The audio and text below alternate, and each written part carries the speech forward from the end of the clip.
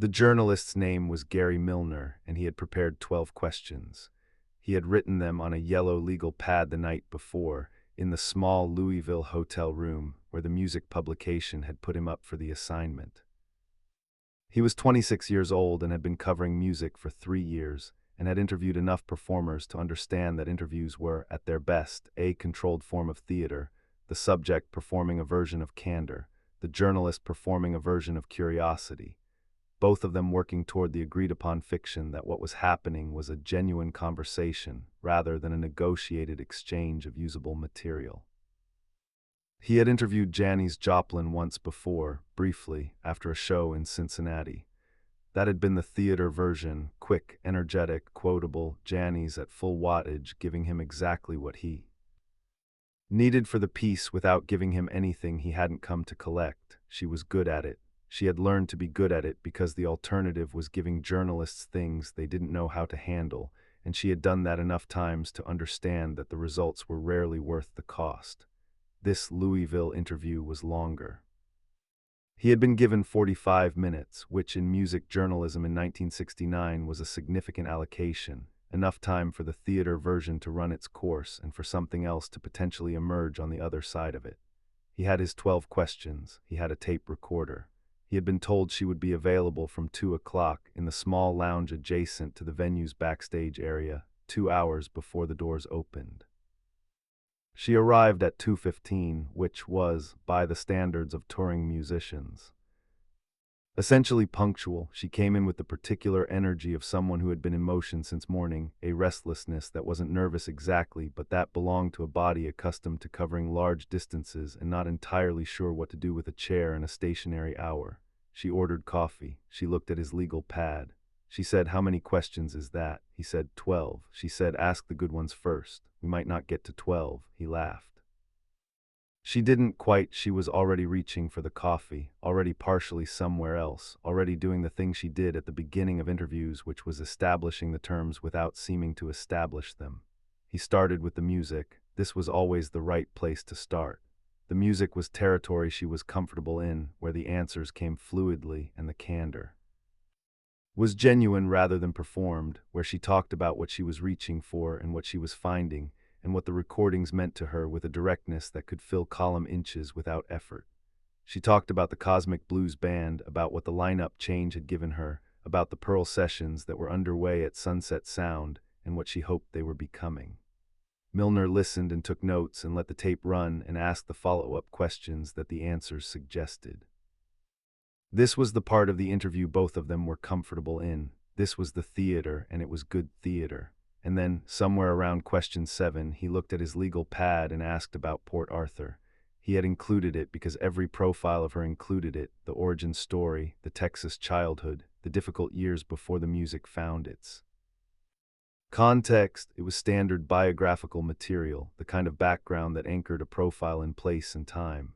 He was not trying to open anything. He was filling in the chronology. He asked, what was it like growing up there? And something happened in the room that he had not prepared for and could not have prepared for because it was not the kind of thing that appears on a legal pad or fits into the 12-question structure of a controlled exchange of usable material. Janis Joplin went quiet, not the quiet of someone organizing an answer. The different quiet, the quiet of someone who has been handed a question they did not expect and whose interior response to it is moving faster than their ability to manage it.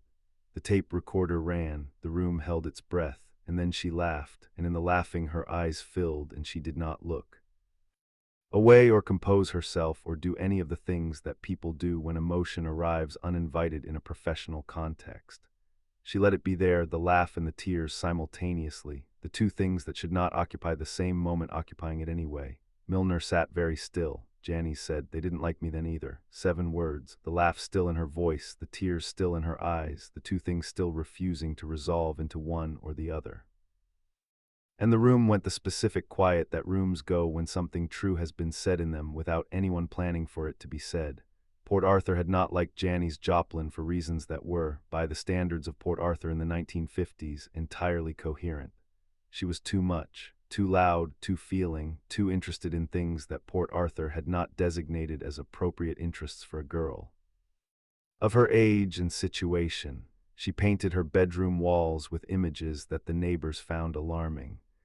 She listened to blues records in a town that did not have a category for blues records and a cultural framework that did not know what to do with a white girl who found in that music something she could not find anywhere else. She wore the wrong clothes and said the wrong things and laughed too loudly and cried too easily and was, by every available social metric, the kind of person that small communities identify early and begin, without malice and without particular awareness of the damage they are doing, to push to the edges. The cruelty she experienced was not exceptional. This is important to say because exceptional cruelty has a different texture and different long-term effects.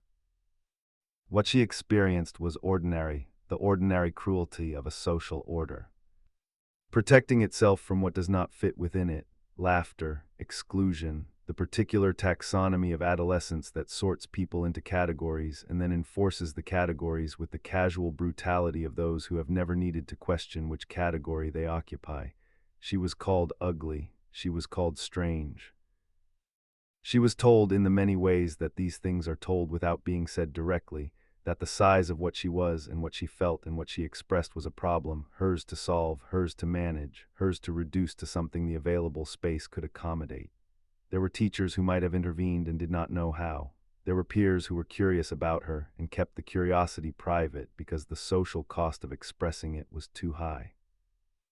There were dances she was not invited to, conversations that stopped when she approached the particular social architecture of a small American town in the 1950s that had very clear ideas about which kinds of girls were the right kind and which were the problem kind, and Janis was always, unmistakably, the problem kind. She had not solved it, she had not managed it, she had left, but leaving a place does not resolve what the place put in you.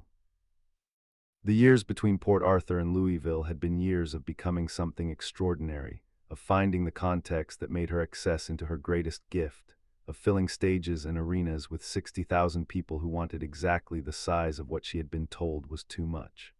The world had confirmed loudly and repeatedly that Port Arthur had been wrong, and yet the question had arrived, simple, biographical, the seventh in a list of 12, and the simple biographical.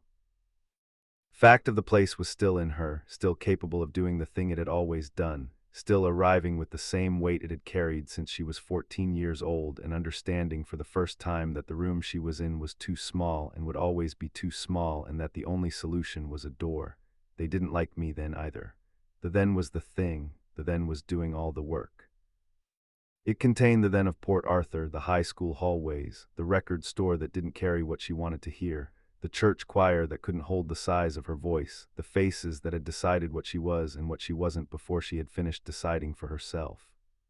And it contained, underneath the then, the implication of the now in which the world had revised its opinion at considerable volume, and in which she was sitting in a Louisville lounge 2 hours before a sold-out show, being interviewed by a journalist with 12 questions and a tape recorder. They didn't like me then either. They either meant, and I have made my peace with it, or, and it no longer matters. Or possibly, and it still does, a little, even now, even here, even with everything that has happened between there and here, and I am laughing at myself for the fact that it still does, and the laughing and the residual sting of it are arriving simultaneously, and I am not going to pretend otherwise. Millner did not change the subject. This was the correct instinct, and it was also, he would later say, the most difficult professional decision he made in the room, because changing the subject would have been the easier and more manageable option, and because staying in it meant accepting that the interview had become something neither of them had planned. He said, "Does it still matter to you what they thought?" Janis looked at him for a moment. The laugh had faded. The tears had not quite fallen. Her face was in the intermediate state, past the first wave of it, not yet fully back to the interview surface. Somewhere in between that had its own specific texture. She said, "Not the way it used to, but it's still there. Some things, they just become part of the wiring. You don't run on them anymore, but they're still in there." Millner said, "The wiring." She said, "Yeah, like Port Arthur is still in the wiring, the way they looked at me. The specific way they looked at me when I sang, like I was doing something wrong by feeling things at that volume. I don't live there anymore, but I've never not known what that look feels like." There was a pause. She picked up the coffee cup, looked at it, set it down without drinking. She said, the funny thing is, I think that's where it comes from. All of it, the voice, the way I perform, the whole thing. I think if they'd liked me in high school, I might have, I don't know, become something more manageable, something that fit the room. She laughed again at this, a shorter laugh, more private, something that fit the room. The phrase clearly meant something to her that it didn't quite mean to him, that belonged to an interior history longer than this conversation. Millner said, and instead, she said, and instead I'm here. She gestured at the room, which was the lounge of a Louisville venue, small and slightly beige and lit by fluorescent lights, with a tape recorder on the table between them and a legal pad with 12 questions and an interview that had gone somewhere neither of them had mapped. And instead I'm here. Millner looked at his legal pad. There were 5 questions he hadn't asked. He decided in that moment that they were the wrong 5 questions for where the conversation had arrived. He set the pad down. He said, "Do you think about Port Arthur when you're performing?" She considered this. It was the kind of question she took seriously rather than deflecting, and he could see her taking it seriously, the slight shift in her posture, the quality of attention she directed inward for a moment before directing it back outward into an answer. She said, "I don't think about it, but I think it's there. Every time I open my mouth on a stage, Port Arthur is in the room with me. The version of Port Arthur that said, 'You are too much, you are wrong, you are not what we want,' and I'm answering it every night. I'm answering it in front of however many people, and the answer is always the same. The answer is, watch this." She smiled, not the big smile, the smaller, private one. The answer is, watch this. Millner wrote it down. The show that night was extraordinary, which was what her shows were. She walked out under the lights 2 hours after the conversation ended and became, as she always became, the person the audience had come to see, the feather boas, the beaded necklaces, the voice that came from somewhere beneath technique and reached somewhere beneath ordinary reception. The Louisville audience gave her what audiences gave her: complete, devoted attention, the particular quality of a crowd that has stopped being a collection of individuals and become a single responding organism.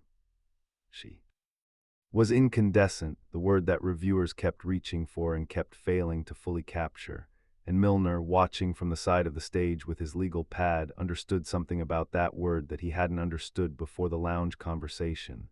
Incandescent was not simply a description of the intensity. It was a description of the source. The light came from somewhere. The wiring carried it. And the wiring ran, as it always had, all the way back to a Gulf Coast town that had told her the light was too much. And to the girl who had heard that and decided, not with a declaration, not with a plan, but with the stubborn, involuntary insistence of something that cannot be otherwise, to let it burn anyway. But Millner, watching from the side of the stage with his legal pad, was thinking about something else. He was thinking about the 7 words and the laugh and the tears that had arrived together, refusing to be one thing or the other.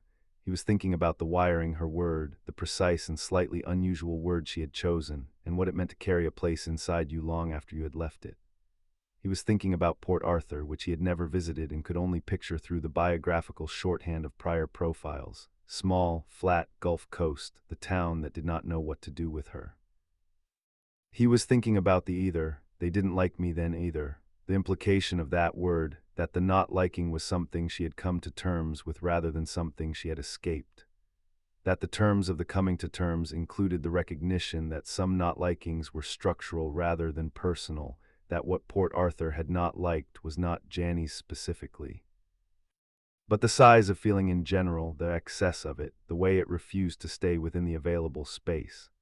And that what she had done, what the career and the performances and the voice had done, was not to seek approval from the people who had withheld it, but to find the context in which the excess was the point, in which the size was not a problem to be solved but the thing itself, the irreducible quality that made the performances what they were and gave the audiences what they had come for.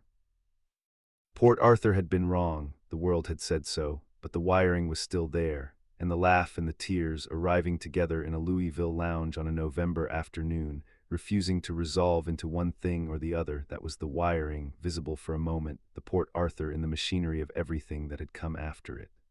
She finished the show. She took her bows, the wide theatrical bows, the wave, the big smile that lit up her whole face. The Louisville audience stayed on its feet for 5 minutes after the last note. She walked off stage into the corridor. Millner was there. She passed him, the feathers trailing, the bracelets catching the light, the makeup beginning to soften in the heat of the performance. She stopped. She said, "Did you get what you needed?" He said, "I got more than I expected." She looked at him for a moment, the post-performance state still on her, that specific quality of someone who has just given an enormous thing and is in the first minutes of reintegrating the ordinary world around the absence left by the giving. She said, "Use the wiring thing if you want. I think that's true." Then she walked down the corridor and was gone. Millner stood there. With his legal pad and his tape recorder and 12 questions, 7 of which he had asked and one of which had broken the interview open into something he had not planned for and would not forget, he drove back to the hotel. He transcribed the tape. He wrote the piece. He used the wiring thing. And somewhere in Port Arthur, Texas, in the town that had not liked her and had made her exactly what she was by not liking her, the wiring continued to do what wiring does, to carry the signal, to hold the charge, to be the invisible infrastructure of everything that ran through it. It was still there. It would always be there. She had said so herself, laughing and crying at the same time, in a Louisville lounge on a November afternoon, to a journalist with 12 questions who had accidentally asked the right one.